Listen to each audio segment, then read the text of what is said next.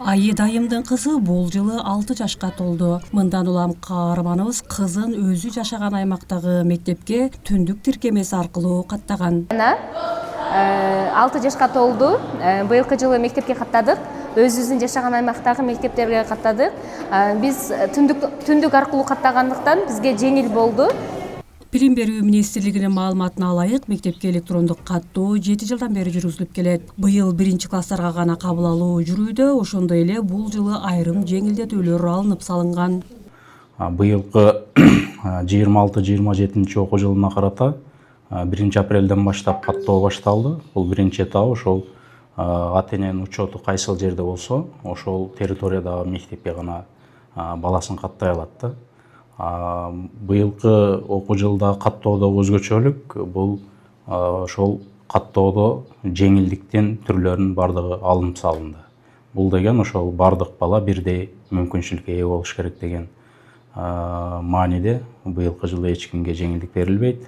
Бир гана жеңилдик берилиши мүмкүн. Мисалы, эгиз балдар боло турган болсо, ошонун бири башка мектеп болсо, ошолор гана бир мектепке жылганга мүмкүнчүлүгү бар.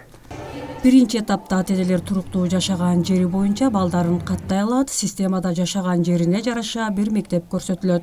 Сөз түрдө каттоо учурунда кандайдыр бир кыйынчылыктар жарыла турган болсо, биздин мектепке келип кайрылса болот. Биз сөз түрдө жардам беребиз. Ошондой эле бул жерде ата-эне үйдө отуруп өзү да каттаса болот. Мисалы, кайсы тиркеме аркылуу, түндүк тиркемеси аркылуу жана ошондой эле азыркы учурда М-банк тиркемеси аркылуу дагы каттаса болот.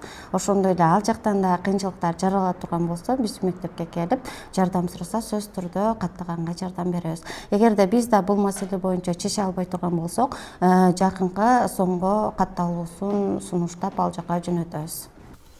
Каттоонун биринчи этабы 1-апрелде башталган, экинчи этап 1-июнда старт алып, анда бош орундарга каттоо жүргүзүлөт. Эске салсак, электрондук каттоо өлкөнүн бардык аймактарында жүргүзүлүүдө. Ошондой эле 2020-жылы туулган балдар сөзсүз каттоодон өтүүсү керек экендигин адистер белгилешет. Бермет Манасова, Расул Акматов, жаңылыктар.